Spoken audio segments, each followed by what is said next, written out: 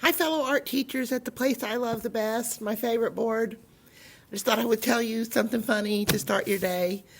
This will be a quick one, but as I'm approaching retirement next year, I think of so many different stories and stuff that my kids have told me, things that have happened. And one stays in my mind a lot in that we all have the kids that come in kindergarten that have unfortunately never held a crayon, never drawn, haven't put their hand on a paper and drawn a shape and understood that that represents things in the real world. And so when I get those kids, I make it a point to have them not be afraid of the paper or using the crayon. Let them understand that you can draw something and that this shape can represent this shape and what have you. And so one year I had kindergarten, and I had a particular boy that was having a really hard time with drawing, with self-confidence and everything. Long face, flat affect, and just didn't do much.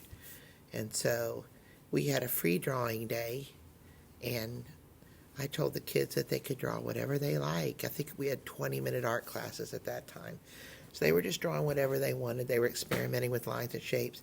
And this one little boy, was doing the, can't do anything. He looked cranky and looking at his paper. He was not happy to be there. He was barely holding his crayon. So I gave him a second to get it together, and he never brightened up. So the other kids were drawing, and there he sat. So I went over to him, and I got a paper, and I got a crayon, and I drew a crazy line on my page. I said, look at this. Let's call him Johnny. Hey, Johnny, look at this. I'm going to look at that line till it makes me think of something. So I'm staring at it. I'm like, oh, look. That looks like a doggy nose, and there's his ear. Can you see that? I could color that, and it looks like a dog. I made a dog. And so Johnny still didn't look like he was buying it, but he held the crayon, gave a sigh, and drew a shape. He sat there and looked at it, and here's what happens next.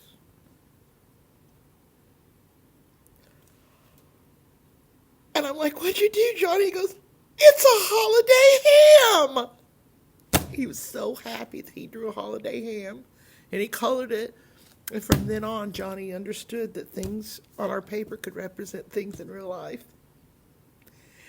Remember that you make a difference in these babies' lives every day, despite what we deal with and the challenges we have with our schedules and everything.